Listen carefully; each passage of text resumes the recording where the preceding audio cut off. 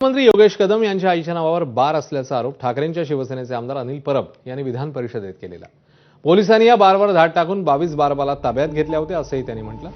Dance बारवर बंदी असतानाही हा बार कसा सुरू आहे असा सवालही त्यांनी विचारला। यावर आता शिवसेनेचे नेते रामदास कदम यांनी उत्तर दिलंय। सावली बार आपल्या पत्नीच्या नावावर आहे, पण तो 30 वर्षांपासून शेट्टी नावाचा व्यक्ती चालवतो असं कदम म्हणतात। आपली विनाकारण बदनामी केली जात असून अनिल परब यांच्या विरोधात अब्रू नुकसानीचा दावा दाखल करता येतो का ते पाहण्याचा इशाराही त्यांनी दिलाय। या सगळ्या संदर्भात रामदास कदम नेमकं काय म्हणाले ते पाहू। कलम 8 मध्ये स्पष्ट म्हटलं आहे, अग्रीमेंट करून ज्याला चालवायला दिलेली असेल तो जबाबदार असतो। डान्स बारचा जो ऍक्ट आहे तो असा आहे, इतका स्पष्ट आहे तो। आणि असं पोलिसांनी जर चुकीचा एफआय घेतला असेल तर त्यांच्यावरती कारवाई होईल, निश्चितपणे होईल।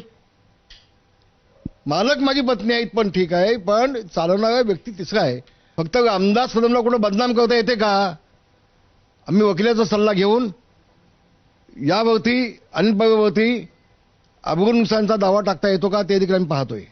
योगेश कदम यांनी वाशीच्या डान्स बारवरती धाडी टाकल्या आणि म्हणून हेतुपुरस्सर हा कोणी बनाव केलेला आहे का, असाही माझ्या मनात संशय आहेच। ते मी आज बोलणार नाही, माननीय मुख्यमंत्र्यांनी मी बोलणार आहे आणि याचा दूधचं दूध पाणी का पाणी झालं पाहिजे ही माझी मागणी असेल।